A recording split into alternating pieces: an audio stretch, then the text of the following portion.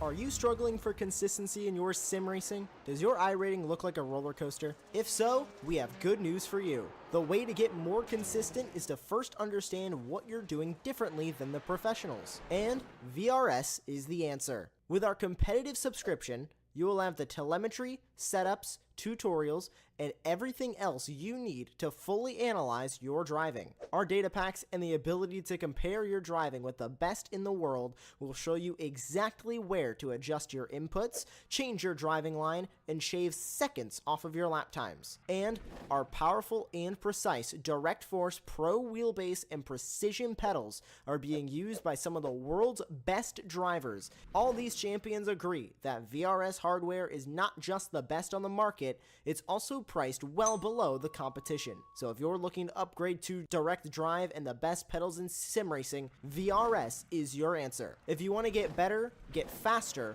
and make it happen sooner rather than later, you owe it to yourself to find out why so many people are switching to VRS. You'll be so glad that you did. Visit www.virtualracingschool.com and learn why the best use VRS.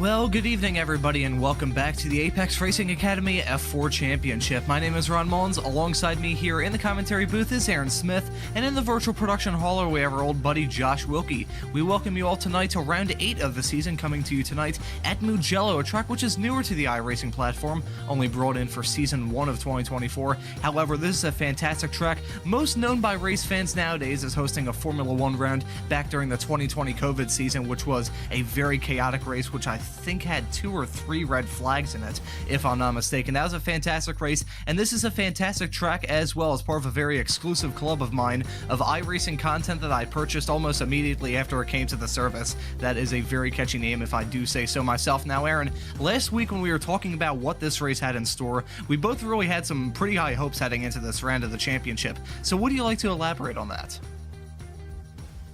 Well, I mean, I will gladly elaborate on that for you. Mugello is a track that's outside of Formula 1 fans, of course. It's fairly well known, mainly for sports cars, and these types of Formula racing is fairly popular here in real life, especially Formula 4s. This seems like a very, very good track and car combination. I think I was discussing it last week that this, for me, is sort of the sweet spot at this track. Formula 4s at Mugello, we should have some pretty good racing all round. And just to mention as well, we do have a change in format tonight as well, since we don't have as many signups, of course, because this Sebring 12 hours is going on right now. So we will have the first race, which I believe is a 25-minute race from start to finish. And then the second race after that, we will have a 30-minute race. And in that race, the top 6 will be reversed from the first race's results. Should be a pretty decent racing tonight, as of course the drivers are used to this heat format, and anyone that's raced in these Apex series is very used to that format. And as Elvin going very wide there, coming out of 10-10, it's a very difficult track to get right, this, but different change in format, should be a different skill set required, and we'll see how these drivers manage over the course of this next hour.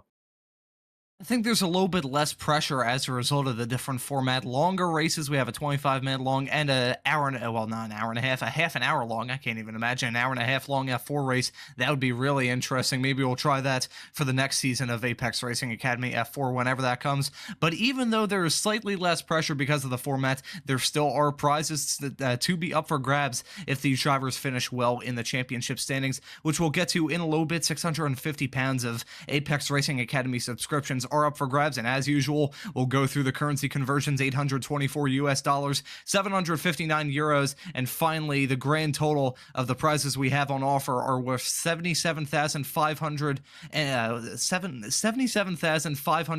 Albanian leks. So we're bringing in the worst currency conversions in the history of sim racing broadcasting here to Apex Racing TV. And I think I mentioned the championship points. We'll touch on that here in a little bit while we're still in this qualifying session, about halfway through it right now. Currently Victor Komala at the front of the standings here in this qualifying session. We'll take a look at the point standings here. It's a very close fight that we have all through at this field. Hopefully we can get that up for you soon here in just a few moments time. Close fights definitely in pro here. You can see there just I think we had a small little bit of a technical issue. I think we were joking about on last week's broadcast. We need some WD-40 for some of these graphics so they are a bit more smoother here. It's Vetty Wellen at the front of the pro standing, 703 points there on the board. That's a nice little battle between Archie Heron and Theodore Burgesson there in P2 and P3. Those two separated by about 4 points. Then a little bit farther back, you have the likes of Harvey Jones, Calix Poon,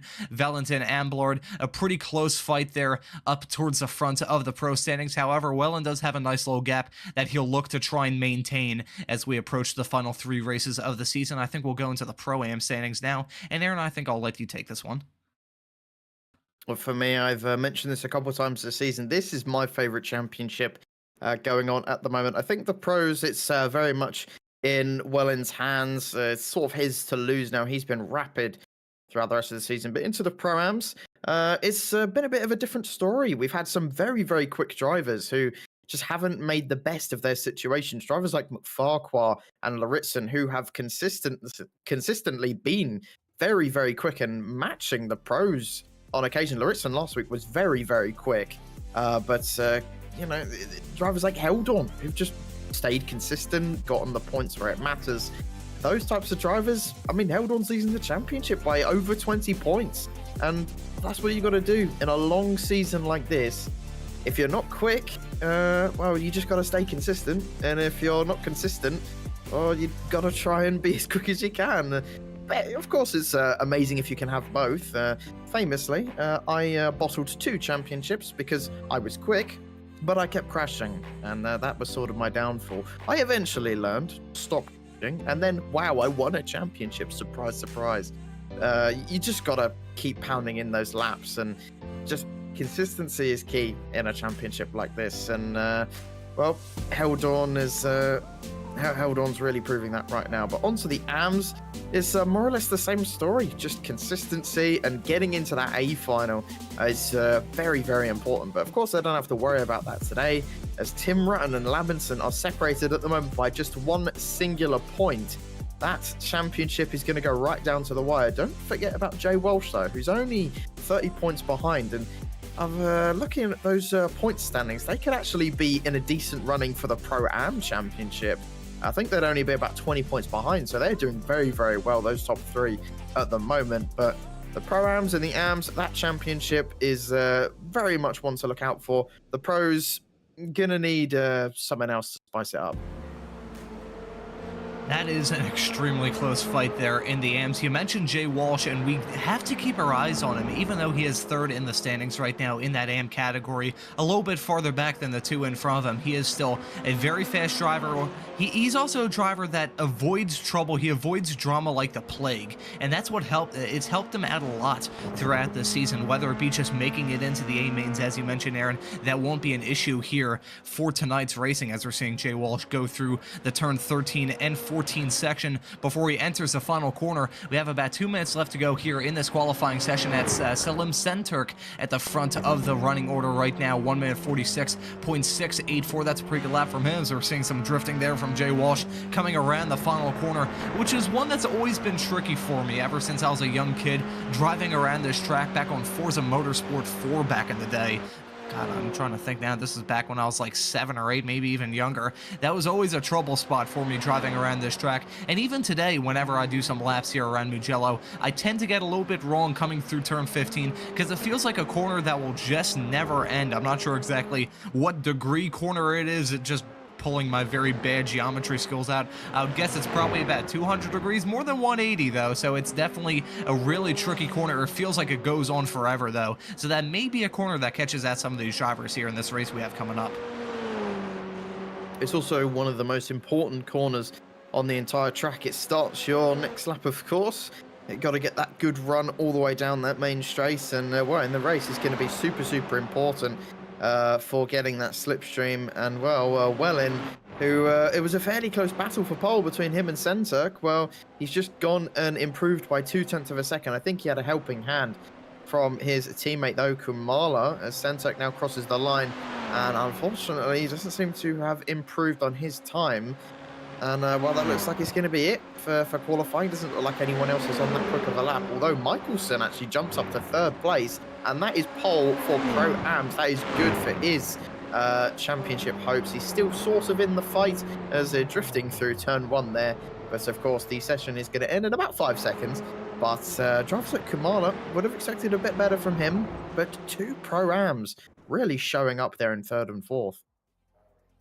Really, in that qualifying session, I was looking at P10 Burgesson. We'll get through the starting grid in just a few moments' time. Since this qualifying session has wrapped up, that is a really disappointing run there for Burgesson. To qualify only in 10th, we'll see if he can have some sort of charge to try and redeem himself in the 2 races we have coming up here. And this is a grid for the very first one. We'll get this to you here right about now as well. And at the front of the starting grid, Senturk in 2nd, Michelson in 3rd, Asker Lortzen there in P4, Victor Komala returning to the Series of Wave Italy Racing Team driver is. He will be starting this race in 5th, Archie Heron in 6th, Jetson Adriansons in 7th, Jelt Heldorn in P number 8, Jordy Spetskins in 9th, and then Theodore Burgesson rounding at your top 10, the reigning champion from the series. Mark Van Dalen is in 11th, Adriansons, the second Adriansons is in P12, and then looking through the rest of the field, we have Seth Lee, Elvin Delaguedre, Lucas Labinson, Tim Runn, Nick Polliard, and Jay Walsh rounding at your field. Jay Walsh not actually setting a qualifying time, although we did see him out on track, so he will be the rear gunner of this race. We'll see what he can do there in P18. He doesn't have a whole lot of pressure because he is P3 in the standings, and if we're being honest, we weren't really pinning him as a championship favorite heading into the season in the AM category. I think he should be very proud of the season he's put together so far. He's been really, he's been a standout star, so to speak, mainly that he's shocked us a lot in terms of the results that he's put together on track, so we'll see what he can do here in this race starting in P18. As Aaron said, towards the top end of this broadcast, after the end of this 25-minute long first race, the top 6 are going to be, they're going to be inverted. That was a terrible sound. I apologize for that. They're going to be inverted, and then we're going to have the field for the 30-minute long race we have coming up later on this evening. Just waiting for a few more cars to line up there on the grid. I believe that's your P3 starter who's just popped onto the screen now. So now all the drivers, I believe, are on the grid. We're going to get the lights out here in just a few moments. I'm just waiting for a few moments. The drivers building the revs, trying to limit that wheel spin. They will. Off the line, the lights are out, and the drivers are on their way into turn number 1. It's an incredibly long run before they get to the start. Senturk having a pretty equal start there compared to Wellen. They're going to be side by side, I think, heading into turn number 1. Actually, no, Wellen blocks it off. He holds off any sort of challenge that Senturk was going to try heading into turn number 1. Some 3-wide action farther in the back, and that's Lortzen going for a spin already in this race. Avoids making any contact with any more drivers. I don't know who that was threading the needle as he came around turn number 1. Very impressive run. I believe that was Heldorn that actually avoided the spinning car of Lortzen as they went through turn 1. But that is a very lucky escape for Lortzen and Heldorn as well, that they got away with that incident scot-free. Well, Lauritsen's going to be absolutely kicking himself. It was very difficult to tell if that was contact or all by himself. Of course, he's going to have those cold tyres to work with. Well, he's heated them up now for sure. but that's really, really damning for him. Of course, the championship leader in Pro-Am. Well, we'll see what he can do over the rest of these 25 minutes. I do expect him to still have a strong race. He's a fantastic driver, of course, qualifying in 4th place. Very good job by him, but that first lap definitely going to be not one he's going to look back on fondly at all. He's about a couple seconds back from Nick Polliard, who is the driver in front of him. So keep an eye on him. He's going to be one to look out for these next 25 minutes. And by the looks of it, track limits seem to be fairly lenient at Mugello here, as half the drivers just ignoring the white lines. F1 fans look away. You'll all be just sobbing right now looking at that. But, well, this is going to be the first sort of action we're going to see at this point in the race. Down the main straight we go. Best slipstreaming opportunity on this racetrack, and Sentuk is tucked in nicely, gaining ever more as Welling goes towards the inside. Unsurprisingly, looks like Sentuk actually is lifted off and is going to be a little bit patient in this race. A bit surprising that people aren't taking the fight straight to the flying fin at the top, but we'll have to wait and see what the other guys can do over the course of this race. Meanwhile, Adriansons and Heldorn go wheel to wheel. Adriansons wins out this time round. Heldorn just has to settle for 11th place. And, well, going very wide there is Adriansons, and it looked like he got the place, but just completely messed up coming out of turn 3. Some rally action there as they exited that corner. That's a really tricky section at the start of this lap. Nevertheless, the fact that they have those anti-cut, basically landmines for these Formula 4 cars, the yellow curbs that they have on the inside of the first few corners of this lap, these drivers do not want to hit that at all. Otherwise, we're going to see some amateur space programs if any of those drivers are unfortunate to hit the curbs. I think we're going to get a good view of that riding on board here with Jordy Spetskins. You can see those yellow curbs of doom, I like to call them, on the inside of the corners, while the drivers wisely avoiding, not even attempting to flirt with hitting those curbs, because if they do, they are going to be in for a world of hurt. Jordy Spetskins running in P6. It's a pretty uninterrupted pro field between P1 and P7. Adrianson's the top, while the bottom of the other pro drivers in that main pack, with Michelson breaking it up, still running in P3. That's a fantastic start right now for that Pro-Am driver. Can't say the same about Burgesson, who's still down in P10. He has not made the gains that he was really having in mind coming into this race. He's in a small low pack of cars right now. Heldorn farther up the road is really the only car they can pick off in this fight. Then he has a pretty big gap between Heldorn and Mark Van Dalen there, so if he wants to try and claw up some positions, he's going to hope that these three come to blows. Really hard battling here. Heading into turn number 1, Mark Van Dalen trying to get the move done down the inside. There's Senturk and Wellen actually battle farther up the road. Senturk now moving up into P number 1, but we're following Mark Van Dalen as he pulled off a pretty good move there, battling with some pro drivers as they went into turn number 1. That was very well held there from Mark Van Dalen, battling with drivers that, just based off the conventions of how these classes are meant to be, he shouldn't be battling with, so to speak. However, he is driving quite nicely, running P2 in the Pro-Ams right now. Well, I've always said this, that for me, it doesn't really matter what category you're in. If you can fight with someone, you can fight with someone. And, of course, in this series, every point counts. So it makes complete sense to battle every single driver that comes up behind you. I think something's happened to Mark Van Dalen. He's tumbling down the order.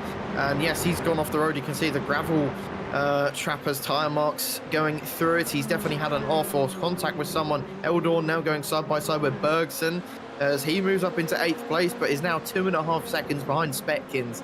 And, well, Theodore has really had a horrible start to this race and just doesn't look like he's got any kind of pace at this current time. Meanwhile, at the top, Senturk seems to be running away at the moment from everyone else. Wellin, I'm not sure what happened on that previous lap. Don't know if he just let Senturk through, or maybe there was a bit of contact between them.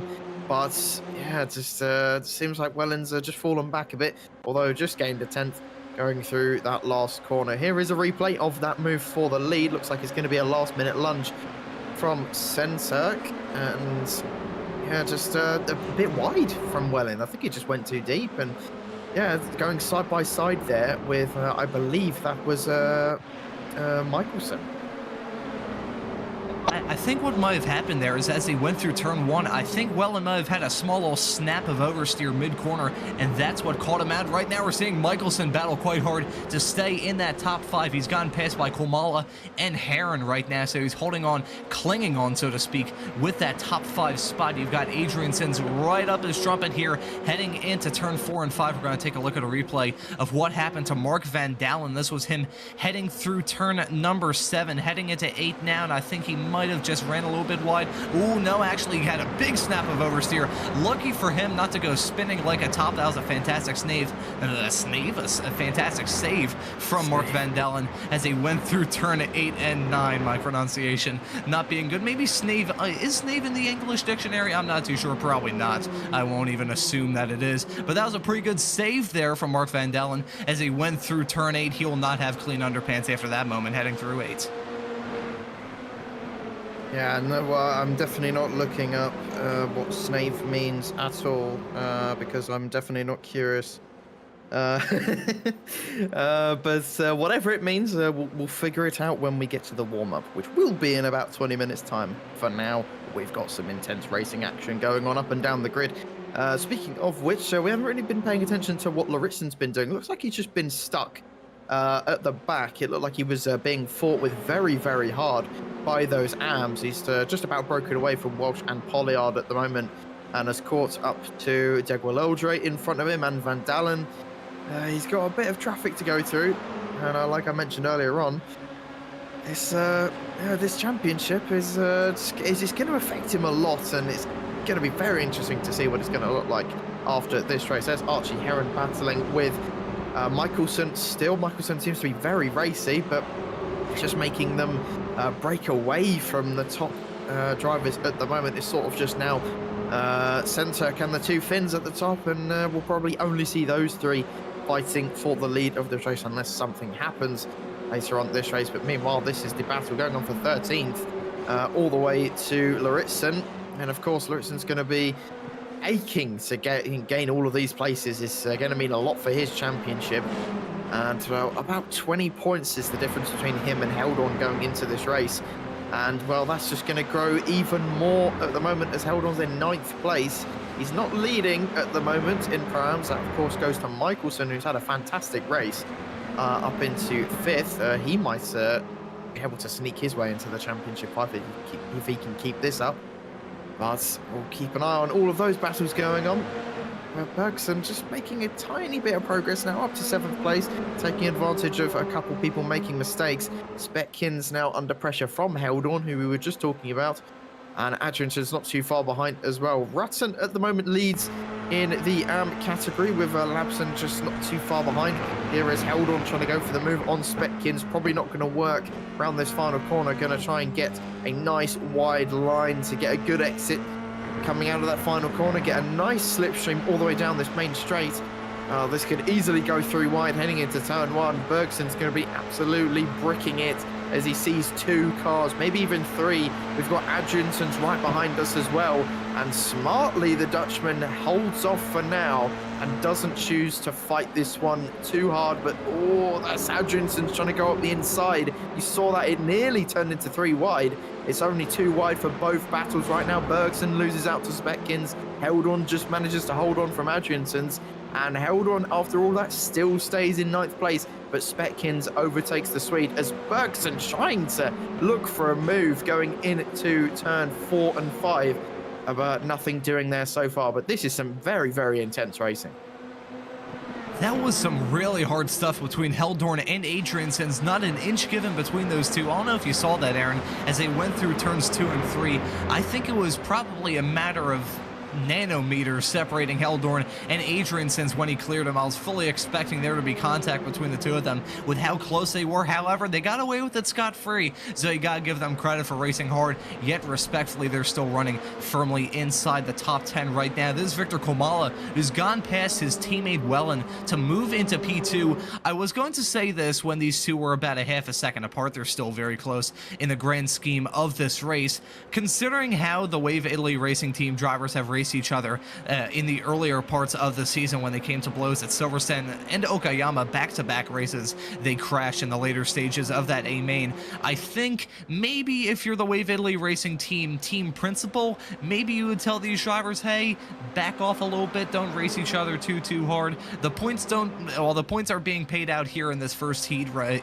In this first race, they really need to focus their attention on that second race coming up later on this evening. However, if these two are going to give us a battle, which I think they are, actually, I think there might have been a little bit of team orders there. It looked like Homala dived out of the way and let Wellen pass. Heading into turn number 1, there's a battle continuing with Spetskins and Burgess heading into turn number 1. They're very close, nearly making contact. I think they are making contact. Heading through turn number 1 into 2 now, and then it's Burgesson clearing him, heading through the first part of that chicane. You can see Spetskins sawing at the wheel, his car dancing around as they go through turn number 3 there. Now he's at risk of losing a spot to Michelson, actually, not my apologies, at risk of losing a position to Heldorn to drop down to P9. Michelson basically in no man's land. He is nowhere near this fight and riding quite comfortably in P6 right now. But Burgesson, that was a beautiful move there on Spetskins to pull off that move.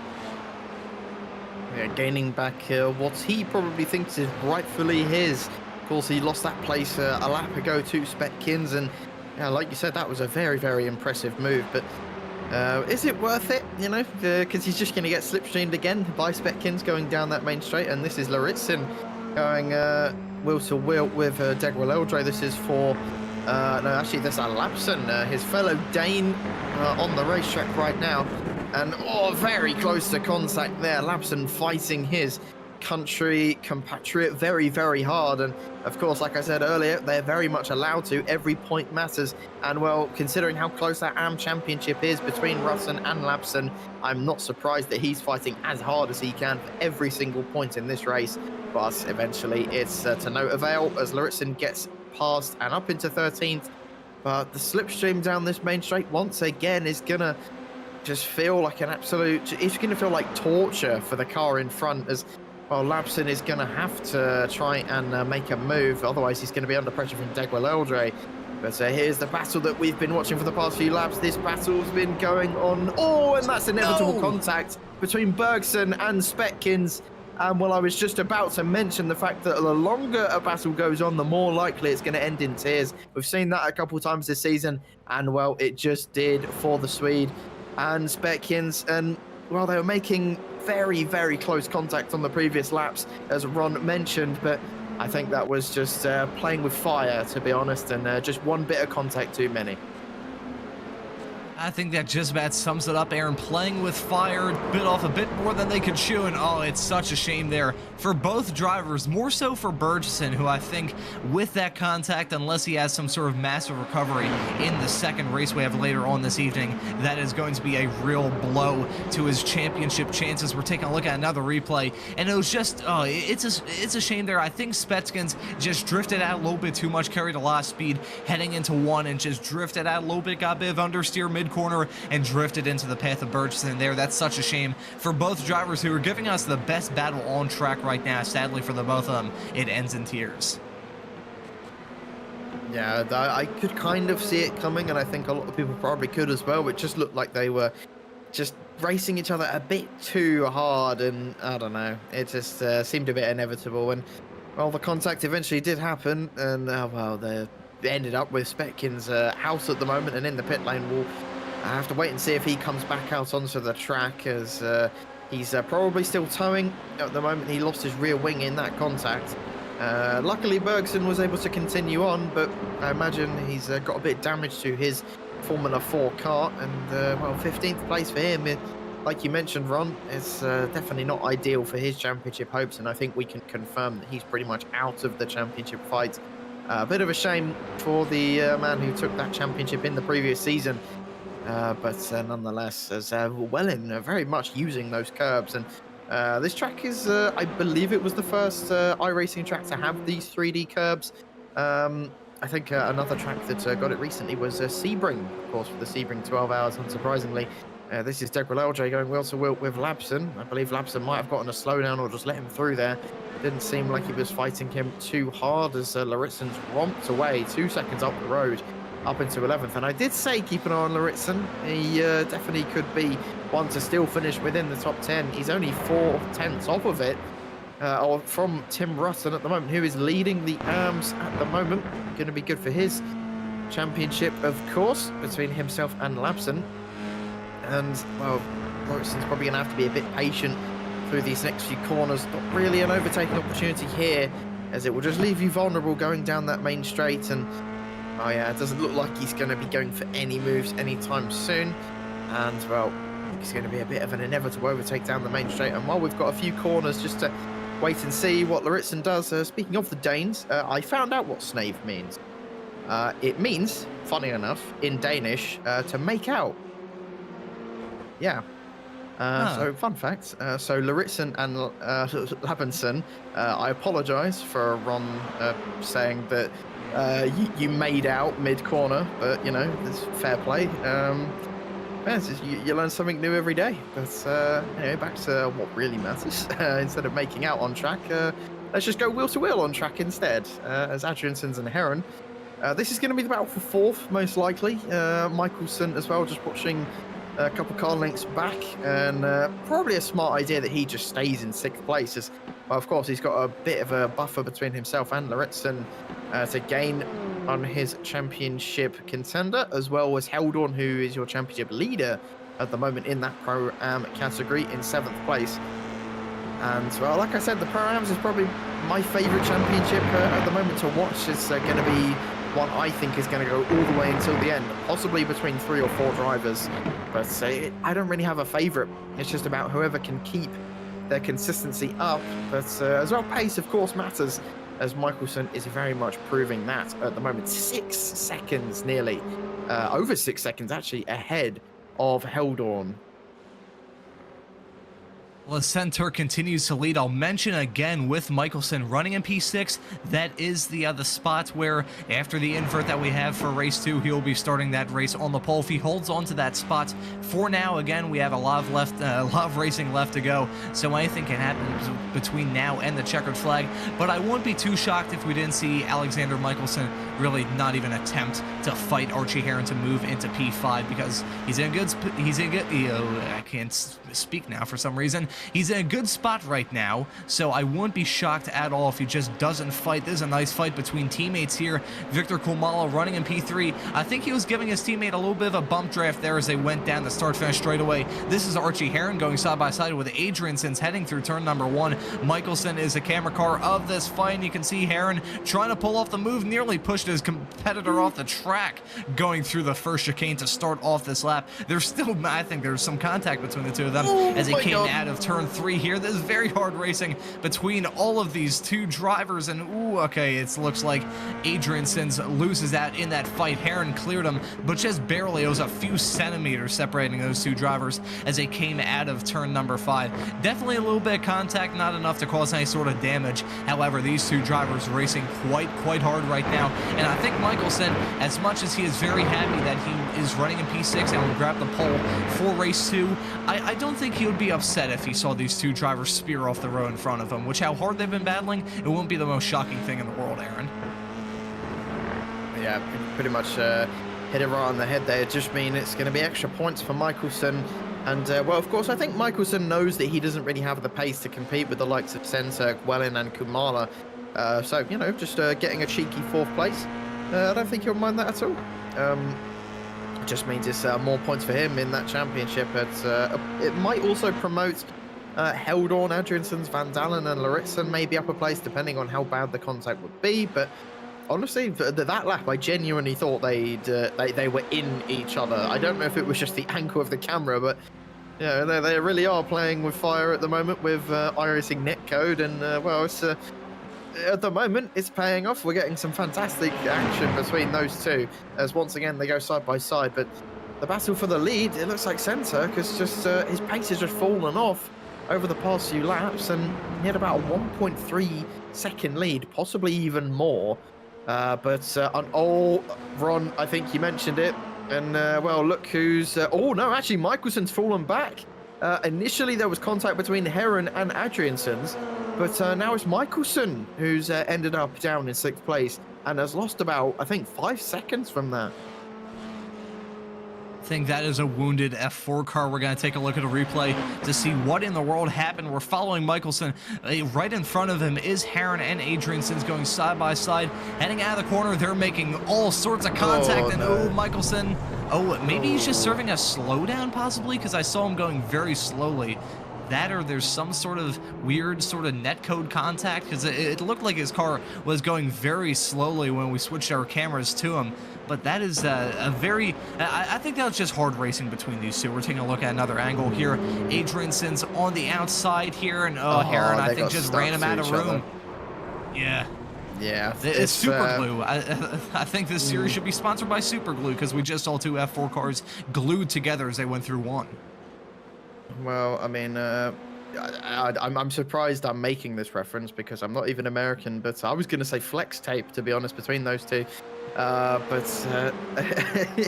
at the moment, we mentioned this before, the iRacing glue can really catch people out. And, well, this is what happened while we were looking at those replays. This is a move for the lead from Wellin on centre. And I did say that I don't think going through a move into that corner was a smart idea, but I guess if you've got to go for it, you've got to go for it. And, well, it looks like there's team play here as Kumala is fighting Centre very, very hard. And, well, unsurprisingly, it's going to allow Wellin to romp away. Oh, there's a bit of contact between those two. Centre goes off of the track. And, well, and I don't know how much I agree with that, as it looked like Kumala basically just ran him off the road and didn't really leave Centre any space whatsoever. And, well, I know they're a team, but not sure how much I agree with that kind of thing. But here's a replay. Maybe I just got a wrong angle of it. Here is Kumala.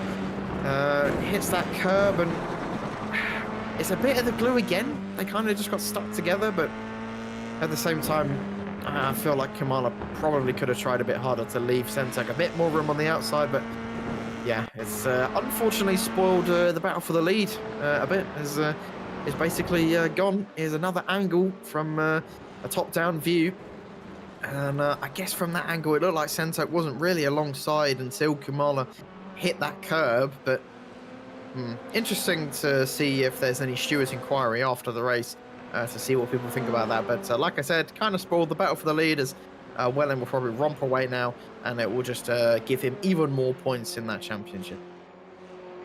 I think there are a lot of things going on in that small little schmozzle between Komala and Centurk. I think Komala was racing a little bit aggressive there, so that could be the reason why he tried to slam the door shut on Centurk, trying to go around the outside. Plus, he also hit that inside curb that definitely screwed him up. It was what Centurk did to lose the lead a few moments before that, as we're seeing the battle continue between Adriansons and Heron, between P4 and P5 going side by side down the start-finish straightaway. And the battle between the Pro-Ams is heating up, with Heldorn now in P6, the top of the Pro-Am drivers right now. Adrian Sins gets the move done around the outside while they're in the braking zone, so he gets it done well before they even get into the corner. I think those two might have had some flashbacks, shall we say, to what happened a few laps ago as he went through turn number 1. So I think maybe that's a reason why they backed out of it, just taking it a little bit easy for now, even though we're in the final 2 laps of this race. And as I mentioned, Heldorn is now at the front of the Pro-Am drivers. And are they on the white flag? Oh, they are on the white flag. I thought for some reason they were 2 to go there. I think it was borderline there, so I believe Wellin will be taking the checkered flag this time by, unless I'm getting fed misinformation by our producer and my co-commentator, my colleagues here on Apex Racing TV. I was gonna say I won't put it past you guys, but you guys are lovely. Ooh, we're seeing hard fighting here. That's a really defensive block there. Aggressive for sure from Adrian, since as he went into turn number 10, that was heading into turn 10. That was a very bold block. I wouldn't be too shocked if there's some sort of steward's opinion about that after this race is done. Heldorn trying to get the move on Heron around the outside, heading through turn number 12. Wasn't close enough to get that move done. However, Heron is all sorts of sideways. These three are going to be battling quite hard, as is Adrian Sins, who's going to have to put on defensive masterclass or have a great run coming through this final corner to hold off on that spot. You got to feel bad for Michelson, who I have to imagine has some sort of damage, because after after that contact. He's dropped back like a rock. You can see hard defending between Heron and Heldorn heading to the start-finish straightaway. It's going to be a photo finish between the two of them. That was unbelievable between all three of those drivers, as Heldorn finishing that race in P5, just thousandths of a second ahead of Heron, and then Michelson right behind. That was so close between all those drivers. That was awesome. Yeah, it looked like Archie was very desperate to at least hold on to 6th place, which of course means that he will be starting on pole for the second race we have for you tonight. But it now means that Michelson is just going to start 7th. He's just only missed out on that opportunity. And of course, Heldorn just came out of nowhere. And after those guys were battling for so long, the contact as well cost them so much time. Heldorn ended up winning the Pro-Ams in 5th place, and he will be starting in 2nd.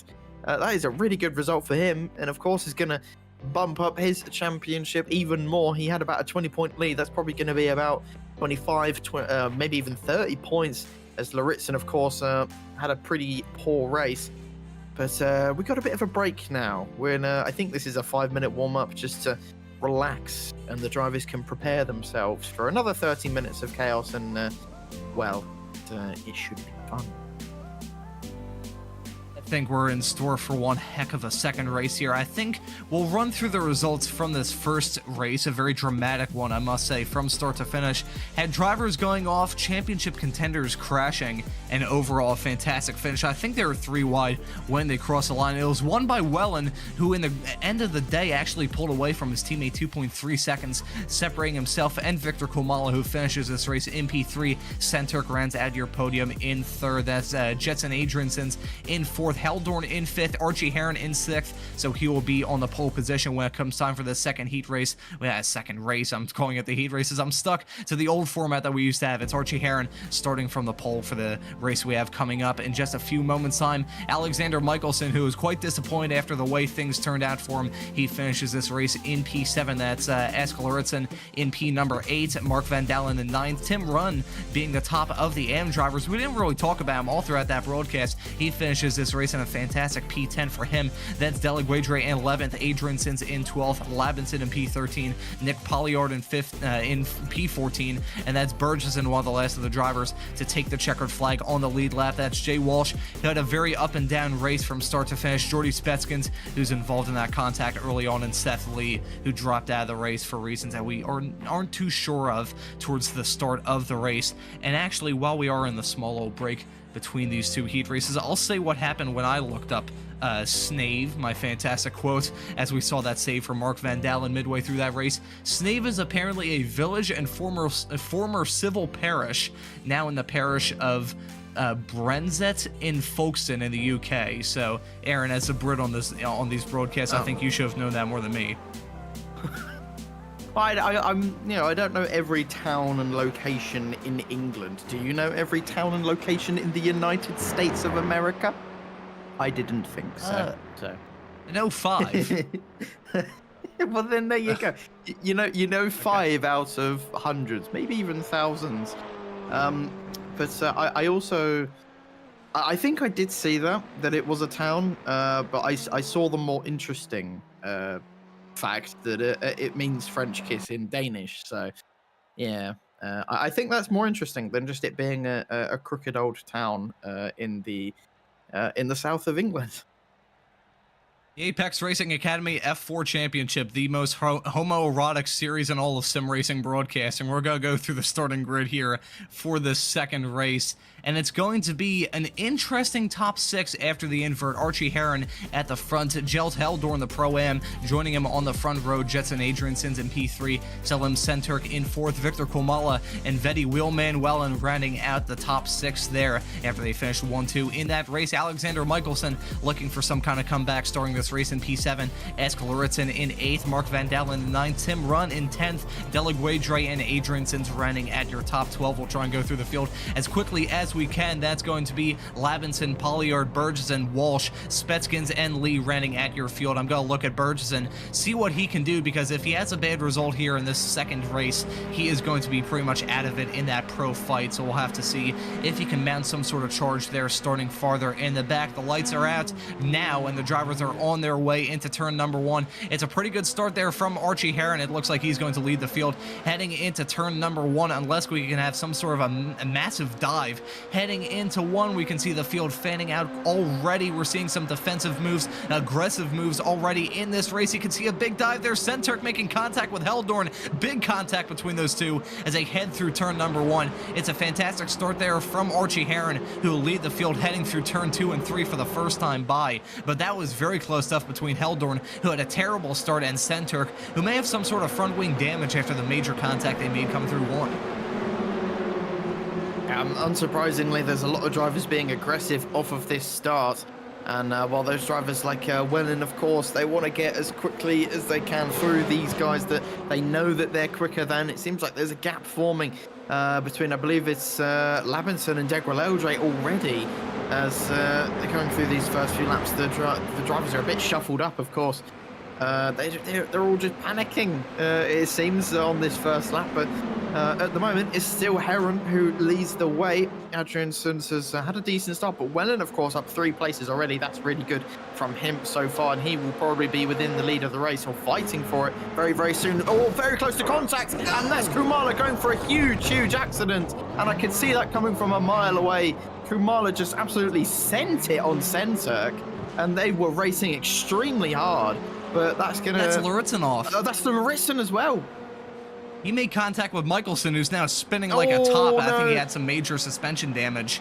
That was a lot of things happening all at the same time. I think both Wave Italy racing team drivers, as we're seeing Jay Walsh try and avoid the broken and battered car that just rejoined the track, crabbing down in a small little stretch between turn 14 and 15. We're seeing hard battling here at the front between Heron and Adriansons, who are actually bump drafting right now. Heading into turn number 1, maybe we'll see a repeat of what happened earlier on tonight, but that was a disaster start for both of the Wave Italy racing team cars. Wellen, maybe it was just a similar looking car to Wellen, but I swear on my mother's grave I saw both Wave Italy racing cars off the track there as they went through turn number 12. But that was a disaster series of events for a lot of cars. We're going to take a look at a replay to see what in the world happened. This is Victor Kumala, who I knew as soon as he went for this dive that it simply was not going to work.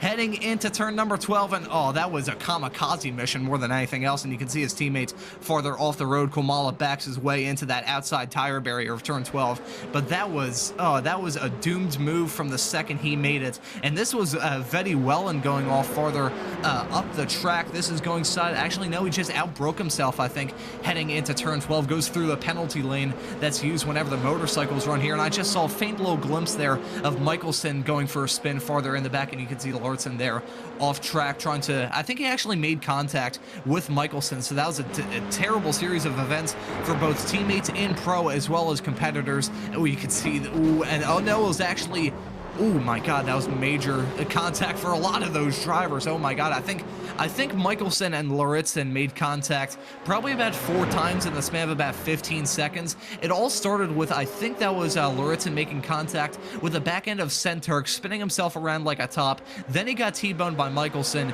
and then when Michelson spun with the major suspension damage he had, he got T-boned again by Lauritsen there. So that was a very dramatic series of events in the span of about 15 seconds, as we're still seeing bump drafting up towards the front.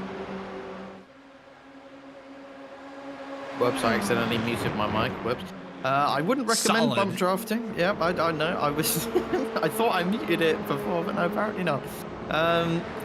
Anyway, ignoring my technical blunders that I've just made, I wouldn't really recommend bump drafting in a Formula car. Oh, that's Senturk trying to find a gap there on Heldon, who we haven't really spoken about much, but he's in 3rd right now and is looking extremely comfortable. While I say that, he's just made a bit of an error, and Senturk is going to be sniffing. Oh my god, I could have sworn they made contact there. That's very, very lucky from the pair of them. We know how aggressive that Senturk can be, but Heldon holding his own, and well, I don't know if I'd recommend that Heldon fights this hard, considering both of his championship rivals are, you know, sort of out of it. They're in 14th and 15th right now. But of course, every point does matter, and well, I gotta say, Heldon has put on a spectacular show for us so far. Did very, very well in that first race, and right now is on for a podium, possibly, if he can hold off Senturk for another 25 minutes, which is a tall order, considering how quick Sensor can be.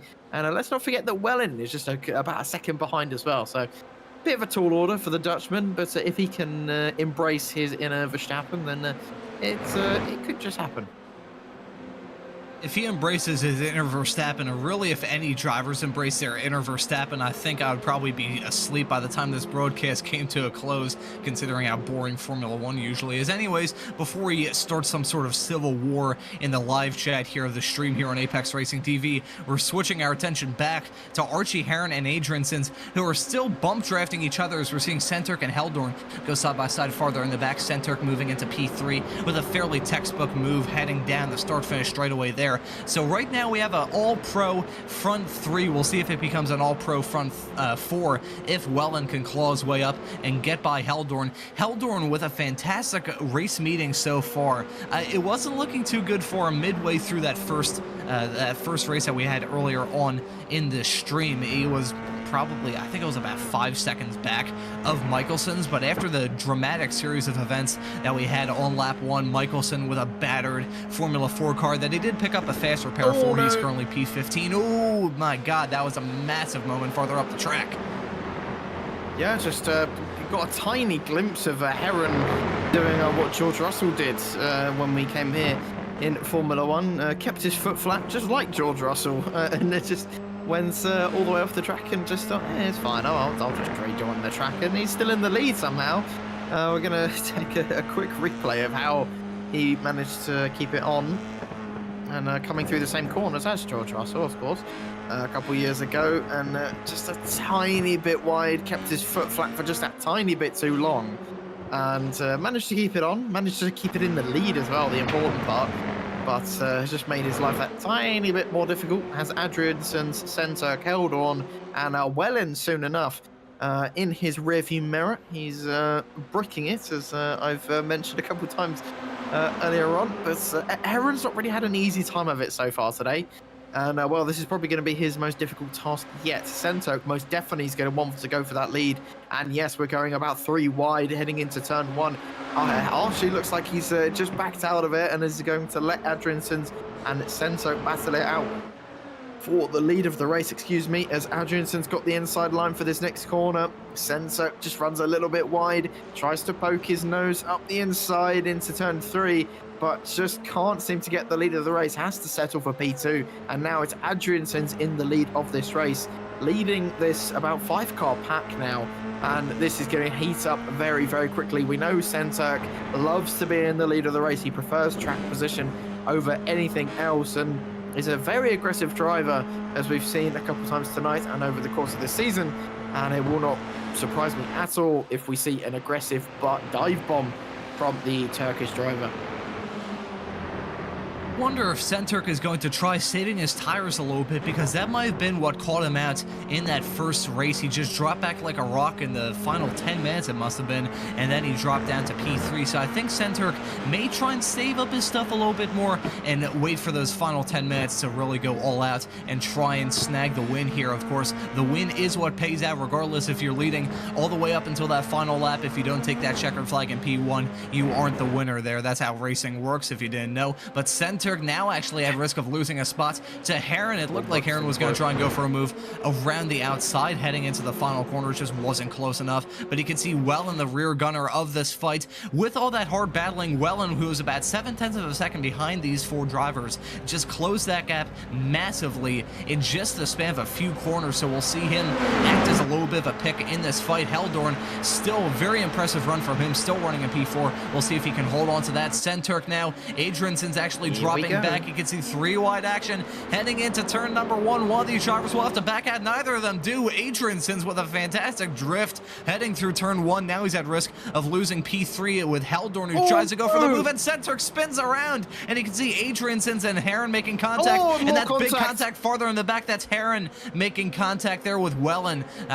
You can see Heron with a missing rear wing, and I wonder if Wellen had some front wing damage as well. That or the rear wing of Heron's car just popped off off like a misshapen Lego there as they went through turn 2. Heron in a world of hurt. Trying to drive an F4 car with a rear wing is not a pleasurable experience, even though the rear wings and front wings on these F4 cars are just basically glorified pieces of wood. Heron is still going to be in a world of hurt, going through some of the fastest corners of the season schedule, but that is such a shame for a battle that was heating up quite nicely. This is Burgesson trying to get past Wellen here to move into the final podium position. Centurk involved in that as well, trying to go down the inside of Wellen here, and you can see Mark Van Dalen involved in this fight as well. Very hard racing as they go through the turn 10 and 11 section there. Theodore Burgesson has put on a fantastic recovery drive. Started this race at Wells at 15th. Now he's running in the final podium position. Fantastic recovery drive from the Swede.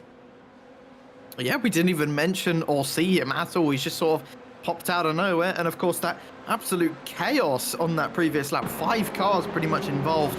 And like you said, it sort of started with Adrianson's getting a bit of a drift. And then coming through these next few corners, I think Centurk just on that curb got so unsettled.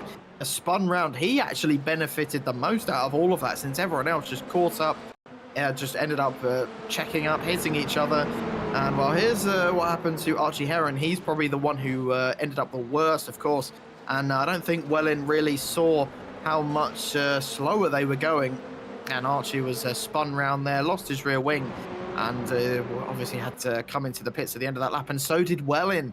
And I'm not sure how much that's going to have an effect on the championship, considering how big of a lead that he has at the moment. Probably going to be a drop round for him. Might have already had one, of course, earlier on this season. I think Silverstone he had a pretty bad round. But of course, we'll check out those championship standings when we come to them next week, as Kumala as well, his teammate. So it's a pretty bad race for the Finns in this second heat race. And Archie Heron as well, suffering in the pit lane all by himself. I think he's actually escaped out of the car.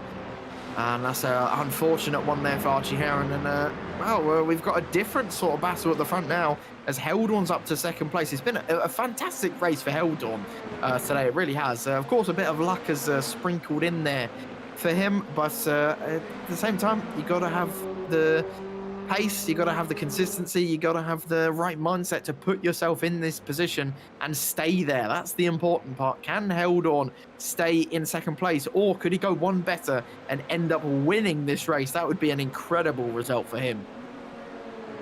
That would be incredibly important in the Pro-Am standings as well. And touching on the standings as well, Wellen already has that drop round. He didn't race at Jerez to start the season off, so if he can't take this round as a drop round, he is going to be in a world of hurt when it comes to that championship fight. We may see Adrian Sins in a world of hurt. Actually, I think Heldorn is backing off a little bit, maybe a little bit bump drifting. It looked very close. I think they were bump drifting going down the start-finish straightaway. I think I've said this probably about 50 times already throughout this season, and we're only 8 rounds in. These drivers simply do not fear death, and as a broadcaster, it is fantastic to see because it puts on some pretty damn good racing, if I do say so myself. But still, I think maybe the driver inside me would be like, take it easy, guys. I think, Aaron, you've probably said take it easy to a lot of these drivers and many of the broadcasts we've done so far this season. But I think there was some bump drafting between these two, trying to extend their gap between themselves and a ticked off Centurk, currently in P3, about 2.2 seconds back of these two drivers. So I think maybe they're working together as a team, as pseudo teammates, to try and stretch their legs between themselves and Centurk, because I think if Centurk gets involved in this fight, he is going to go for all-out glory. I think if there's one driver that scares me the most in this series, it's Centurk. He is terrifying, and especially when he's driving a little bit angry. Yes, I pray for the drivers around him, because he will race you until the end of the earth. We've seen, I think it was a couple rounds ago when he had a bit of a bad start to the race and drove very, very angrily all the way until the end. Excuse me, and provided some very entertaining racing, of course, but sometimes maybe was pushing the limits of what's allowed. But hey, like I said, it's very, very entertaining, and he is gaining on the 2 cars ahead of him, even though they are working together. And I would say Adrianson's is the quicker car out of the 2. It's going to be... I'd be scared if I was Adrianson's and Heldorn, and I would work together as best as we can. We've got about 16 minutes remaining in this race. And don't count out Bergson as well, who is in the slipstream of Senturk, and he can easily make his way into this fight as well. And, well, we've got a couple more battles going on up and down the grid. This is another one for 6th place. Rutten, of course, is going to want to get every point that he can in his AM Championship, battling with Degualeldre right now.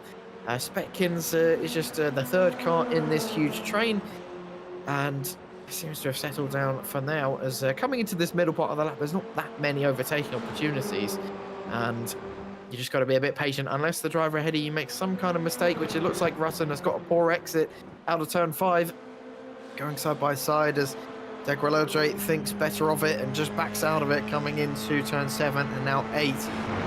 And we'll keep an eye on this battle, as it's going to be important for Rutten mostly. But now that we've had a lot of incidents in this race, it's just settling down a little bit, apart from these 3. And I think we'll have a few minutes of calm while everything settles down until we get to those final 10 minutes.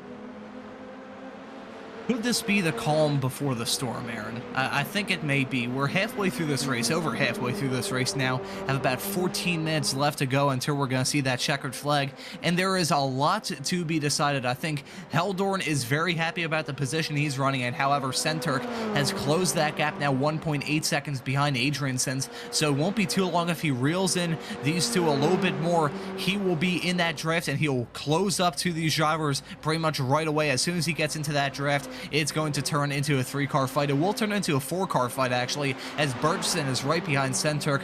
All 4 of the drivers running in the top 4 right now have something to prove. Adriansons, I don't believe, has taken a checkered flag so far this season. Maybe in one of the heat races, however, not in one of the main shows, as we're seeing Mark Van Dalen and Delaguedre battle heading into turn number 1. Mark Van Dalen backs out of it on the outside, as we have, actually, that's Tim Runn, I believe. Actually, no, that was, my apologies, that was Delaguedre and Runn battling with Spetskins there in P8. So we've got a Pro-Am, and an AM driver all covered. You can cover them all with a blanket as they head into turn 4 this time by. We've got a lot to be decided in the top 4. Adriansons, who hasn't taken many checkered flags so far this season, I don't believe he has taken one, as we're seeing Spetskins try and go for a move here, heading into 6. Does he pull off the move successfully there? I think he'll be able to get it done going side by side through that section. You're pretty much asking for trouble. However, they get through there clean.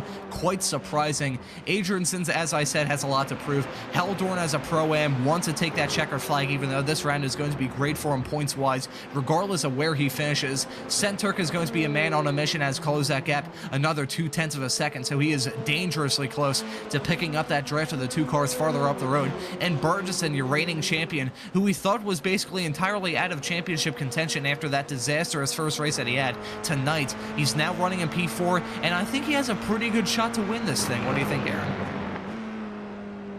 Honestly, for me, it's kind of like anyone in that top 4 can have a decent chance of winning this. Seems like Senturk is definitely pulling along Bergson, and I guess they'll be on the back of Heldorn and Adriansons within the next few laps, as Senturk is putting in some very, very impressive lap times. Bergson, of course, is going a little bit quicker as the beneficiary of that slipstream, but Senturk is the one really carrying the pace for those 2 at the moment.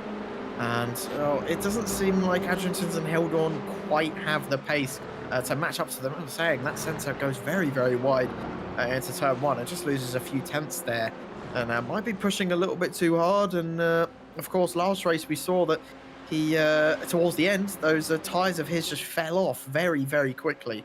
Will we see that again in this race? We'll have to wait and see. Here's Vessi Wellin now going wheel to wheel with Labinson. Labinson, of course, is going to want to fight Wellin. He's allowed to. Very close between them, actually. And or even closer as Labinson tries to get the switch back. Very impressive that the Dane is able to keep up with Wellin. Your Pro Championship leader, of course, came into the pit lane after his contact earlier on this race with Archie Heron. And it's probably his best result he's going to get today is going to be 10th place. And didn't even realize, actually, Nick Polliard up in 9th place. That's a very, very good result for him. And I believe that will be his best finish ever. I don't think I've seen him up this high before. So fair play to the American. He's doing you 2 proud at the moment.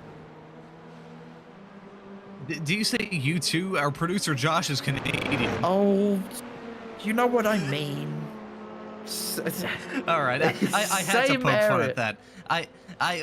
Well, pretty much entirely different sides of the North American continent, our producer Josh and I are. But anyways, we're seeing, I think these two, Heldorn and Adriansons, are going to throw caution to the wind. We may see these two start to battle because they're seeing Centurk and Burgesson start closing up, and I think, hey, this teammate stuff, this pseudo teammate stuff is not working. We're going to push each other to death. You can see, I think that was some nice wiggling from Adriansons as they went down the start-finish straightaway. I think he was getting a very hard push from Heldorn as they went into turn number 1. So these two, I would not be shocked in the slightest if they start to battle hard, because as much as they've been working together and trying to grow that gap, it's simply not working. But you mentioned a great point there, Aaron. Is Centurk burning up his tires? How is he doing on his tire life? Now the gap is about 9/10 of a second separating himself and Heldorn, as I believe Delegradre has possibly made some sort of mistake. He's gone back to the pits, maybe some sort of connection issue. Nope, he's popped back onto the track. Small little glitch from our end. We apologize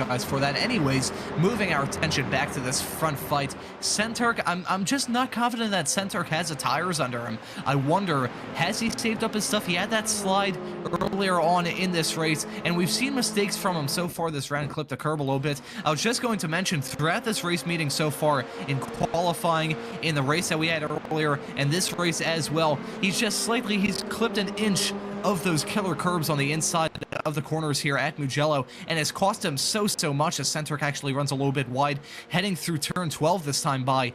Is Centurk, does he have the tires under him to contend with these two? He certainly has a slipstream, as the gap is now under a second separating the top 3. It's soon going to be under a second separating the top 4, as Burgesson is about a half a second behind Centurk right now and has to draft these 4 drivers, I should say, are all going to close together in the next few moments. It is going to be a hard battle here in the dying stages of this race.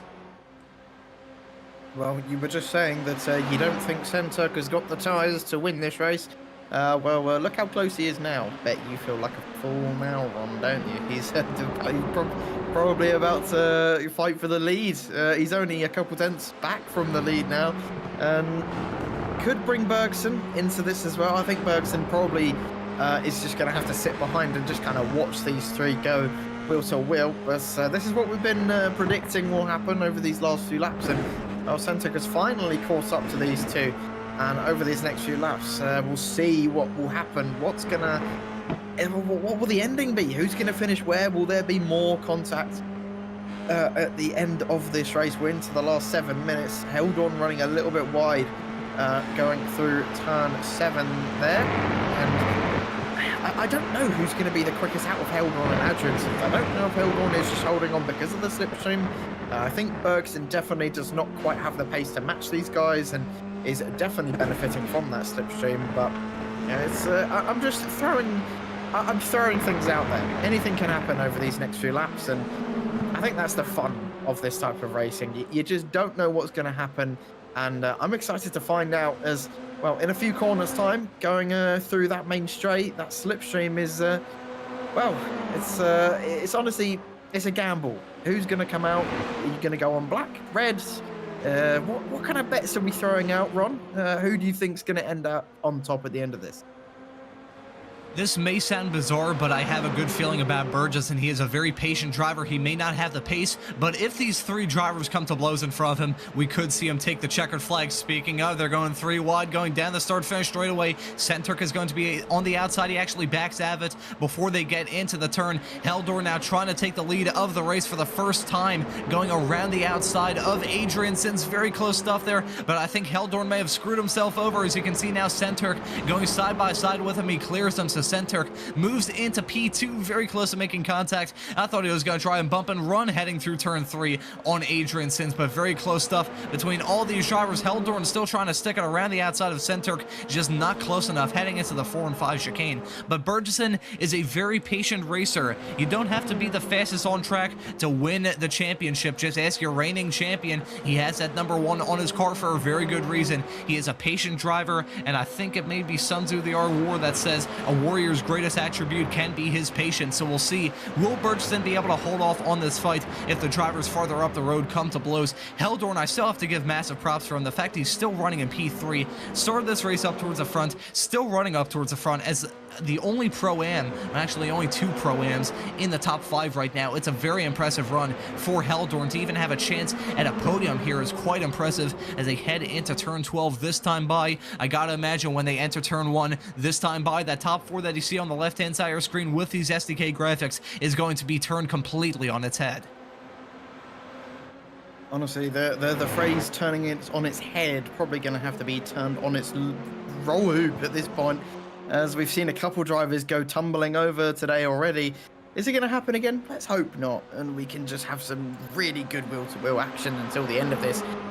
4 cars separated by half a second. This is the kind of action that we've been wanting for this entire race. Sensek, of course, seems to be the quickest out of all of these, but that doesn't really matter in a train like this. Look at the overspeed Bergson has, but like you said, Ron, Bergson is a patient driver. Sensek, on the other hand, going to try and go for it. They both go very, very wide. Sensek going nearly on the edge of the track. Andrewson's as well, but Bergson does end up gaining a place. He's moved himself up into 3rd at the moment. Held on now down to 4th place, and all of these guys separated by 0.3 of a second. This is incredible stuff between these 4, and it's just putting a massive smile on everyone's face. If it's not, leave the stream. This is what we want. This is what we've been waiting for this entire day, this entire season, if that. And well, Adrianson's a driver who's not had the best season so far, finds himself in the lead of this race. Heldorn as well, not really been up here very often. Sensek and Bergson, of course, veterans in this kind of battling, and I'd say those 2 are the favourites. Like you mentioned, Ron, you think it's going to be Bergson. I'm going to put my money on Adrianson's. I think he's got nothing to lose. He's not really in the championship fight, never been in this position before, and has to go for it and make this opportunity count. Sensek, I think, is just going to be a bit too aggressive and lose out eventually. Bergson, I think, just doesn't quite have the pace. Might get lucky, though, and Heldorn, I think, will just have to pick up the scraps at the end of this. But I believe when we come across the line, it's going to be 2 laps to go, as it is a fairly long lap here in these F4 cars, nearly 1 minute 50. It's about 1 minute 47 for a good lap time.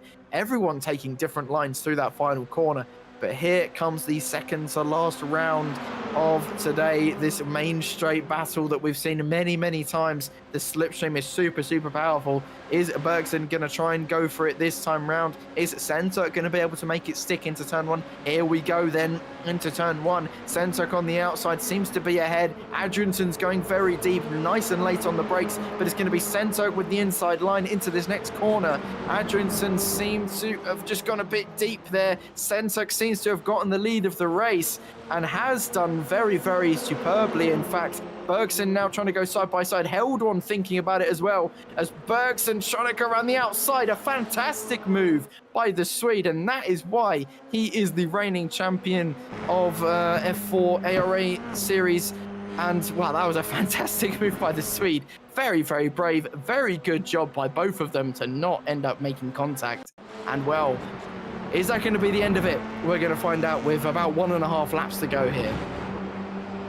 Of course, that's not going to be the end of it. The final lap of this race, these drivers are going to go for all-out glory. Bergson going for one of the best moves I've seen so far this race.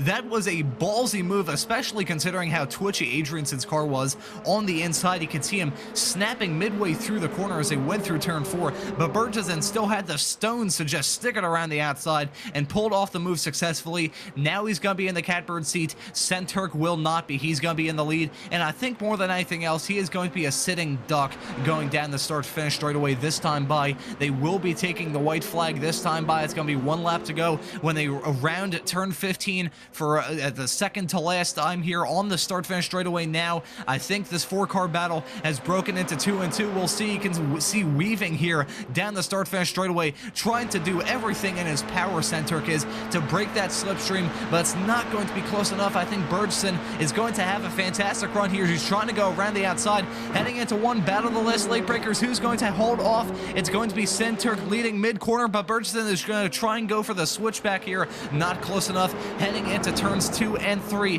Heading into 4 and 5 this time by, unless he has some sort of massive challenge here from Adrianson's. This is going to be his last big shot. Adrianson's now trying to go around the outside of Bergson. Heading into 4 and 5. Bergson is able to hold off on that position for now. We'll see. I think what Bergson needs to do if he wants to try and challenge Centurk to take the checkered flag in the second race, is he needs to collect his stuff and try and go for an absolute dive heading into turn 12 or even the final corner of turn 15. He has not many opportunities left to get it done. We could see a photo finish between these three. It would not be out of the realm of possibility. We've got a lot of action here. Heldorn is not really involved in this fight. He's a final car of these four. However, he's dropped back a little bit. He is very happy about the position he's running in, and with how hard all these drivers have been racing, we could see him slap into the podium positions if one of these drivers makes contact with one another. Burgess has dropped back like a rock. When it comes to Centurk, the gap is pretty big between the two of them. So Centurk coming through the turn number 13 and 14 section for the final time, unless we see some sort of massive challenge here from Burgess, it's going to be Centurk taking a shock win, knowing my luck, I probably just jinxed it, and we're going to see him spinning like a top coming through turn 15 for one more time. Centurk has a big gap between himself and Burgess, and I think Burgess is having to worry about Adrian, since Selim Centurk, the Turkish driver, is going to take the checkered flag. Meanwhile, farther in the back, it's Burgess, Adrian, and Heldorn running at your top four.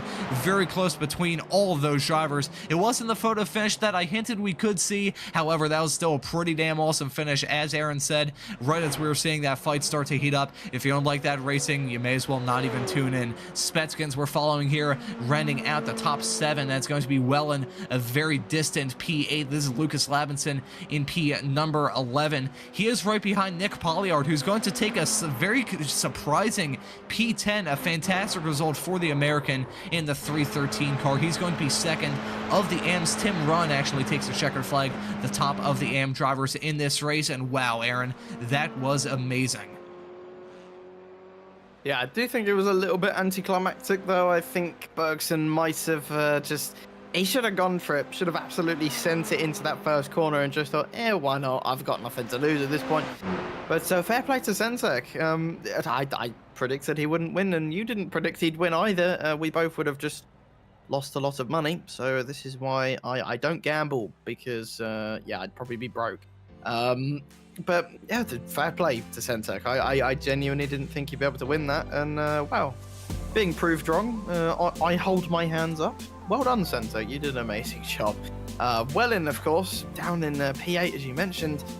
I'm not sure what kind of bearing that's going to have on that championship. We'll, of course, have to tally up after this race and see what's going on. But Wellin, I just think he should have been a bit more cautious on that start. Of course, he had to be aggressive, get back into those places that he thoroughly deserved to be. But wow, like you said, Ron, really, really good race at the end of it.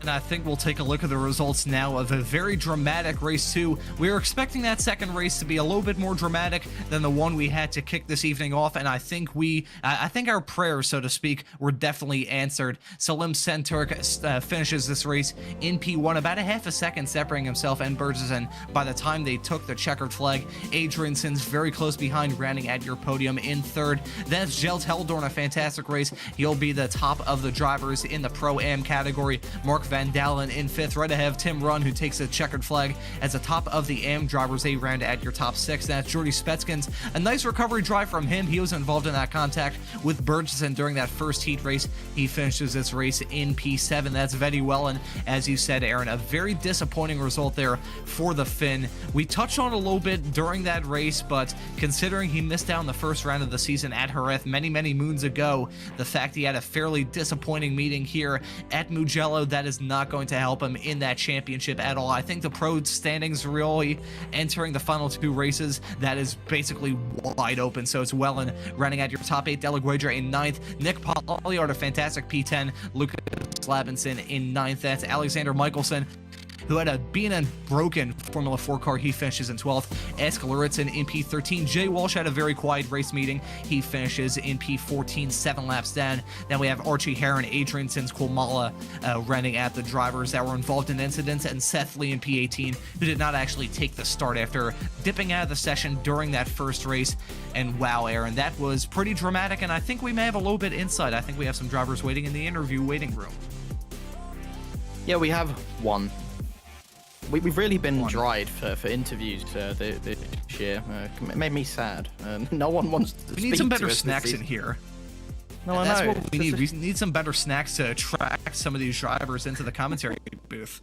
we might have to start paying the F4 drivers to come and talk to us. We've had none of them this season. Come on, guys. If any of you are watching this back, talk to us. Please, we want to speak to you. We've had nothing this season. Well, I guess we'll have to talk to Tim then. Fine, we'll drag him up and have a chat with the man who, needless to say, has done an absolutely amazing job in the AMs today. And well, Tim, welcome to the commentary booth. You seem to be the only one to talk to us, so by that definition, you're our favourite driver automatically. So well done. But anyway, well done on P6. Absolutely amazing job today. And just how do you feel after 2 really different races today? Yeah, it definitely was a bit of a surprise today, hearing that the entire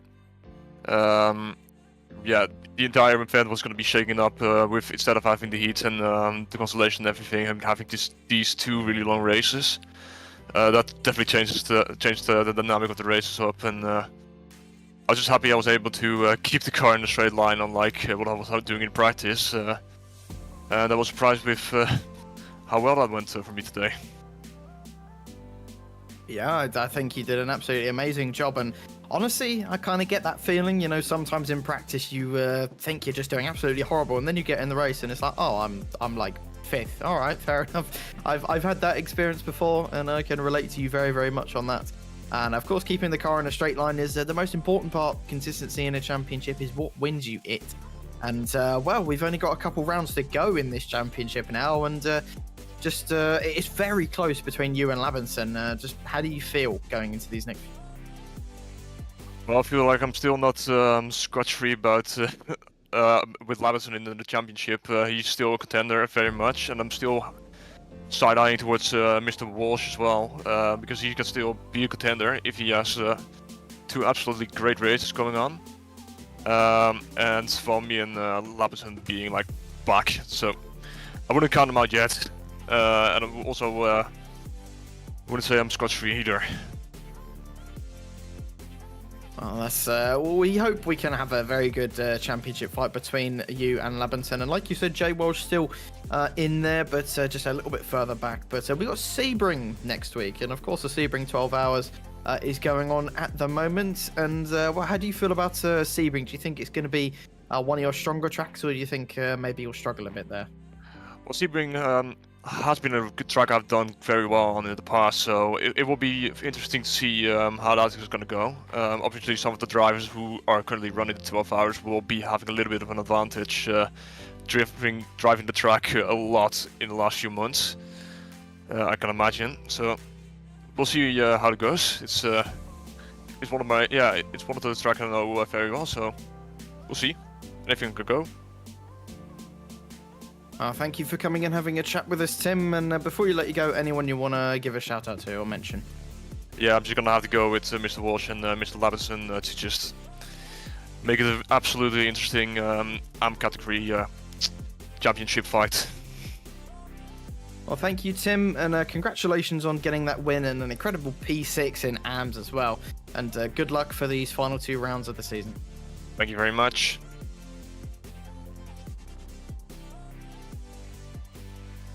That was Tim Runn, the driver that took the checkered flag. I think the top of the AMs in both races that we had tonight. My memory may be failing me there. However, he mentioned Lucas Labinson in the interview he just had with my colleague Aaron, and we'll actually bring in the other side of that championship fight, Lucas Labinson, joining us here in the commentary booth. Had a very up and down race, I will say, Lucas. Thank you for joining us here in the commentary booth. How was it out there?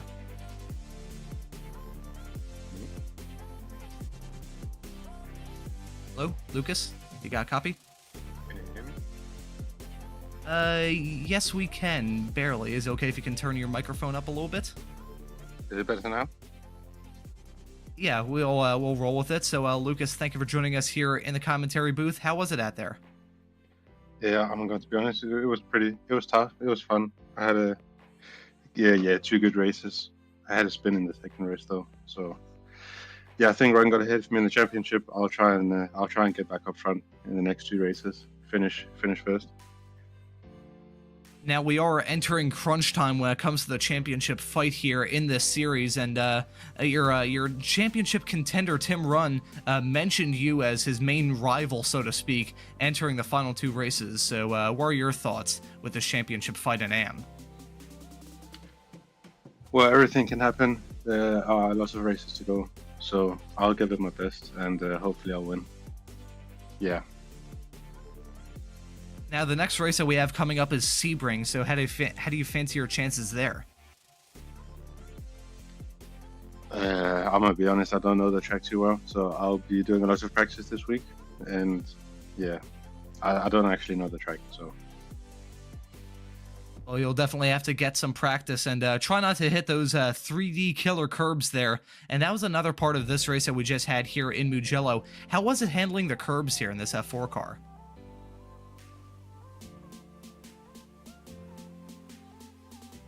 Yeah, they're tough. You just have to avoid them, stay wide. It can be hard when you're racing sometimes. But yeah, you just have to make a habit of avoiding them. Lucas, good luck next time out in Sebring. I know you just said that you don't have a lot of experience there at the track. Hopefully you can get a lot of practice before the series returns here on Apex next time out, next Saturday. So thank you for joining us here in the commentary booth. Is there anyone that you'd like to give a thanks to or shout out? Yeah, shout out to the dogs in the car. Yes. That I will say the dog car is absolutely majestic, so I'm really happy to see that week in and week out. Lucas Labinthan, thank you for joining us here in the commentary booth. Hope to see you next time at Sebring, my friend. Yes, you definitely will. Yeah, thanks for having me. Alrighty, sounds good. That was Lucas Labinson, one of the drivers that's going to be involved in that championship fight. And now, Aaron, they touched on Sebring there about how it's going to be a little bit tricky. I mentioned there in my interview with Lucas Labinson the killer curbs, those 3D curbs that were a fixture here with Mugello and will be a fixture and probably a big factor when it comes time next time out at Sebring. So do you think these drivers are going to have trouble managing the curbs next time out? And what are your thoughts just heading into Sebring generally? I think Sebring is a pretty nice track, a track that I'd like to think most people know, apart from Lapinson there, who has seemingly never heard of it and seemed shocked that we've mentioned a track that we made up out of thin air. But I think it's going to be a decent race. It's a bit difficult for overtaking, to be honest. We might not see too much action compared to the likes of today. We'll see more drivers back, of course, because there's no big endurance event going on this time. But of course, it's another track with these 3D curves like Mugello, so I think you're right. I think those curves could be quite tricky and could catch a couple of people out, especially in that Le Mans section, one of the more tricky parts of Sebring, but should be some good fun, and hopefully it can just be just as entertaining. It's going to be a really good race, I think, in Sebring. Slipstreaming is definitely going to be the name of the game. However, I think we're going to have somewhat more of a race of attrition than we saw here in Mugello. A lot more cars, considering we don't have the Sebring, well, virtual Sebring 12-hour going on during this broadcast. However, I think we had a pretty damn good race here in Mugello. There's only 2 races left to go, and the next time out will be at Sebring. As I said, you can return here on Apex Racing TV. Same time, same place. Hit that notification bell and the subscribe button to be notified of everything so you never miss a thing here on Apex Racing TV. But as for this broadcast here this week at Mugello, I think that just about does it. So for myself, Ron Mullins, Aaron Smith joining me in the commentary booth, and Josh Wilkie working all the cameras in the virtual production hauler, I say thank you all so very much for watching. Have a great rest of your week, and we'll see you all again in 1 week's time.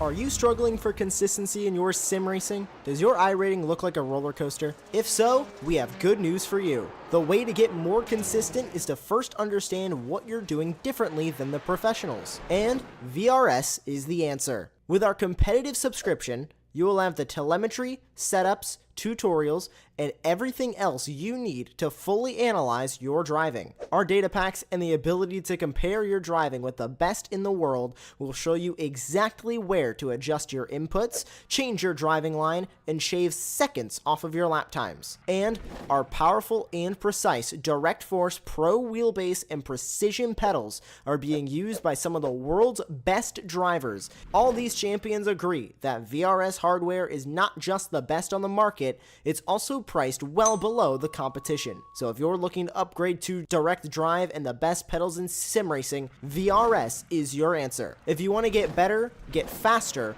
and make it happen sooner rather than later, you owe it to yourself to find out why so many people are switching to VRS. You'll be so glad that you did. Visit www.virtualracingschool.com and learn why the best use VRS.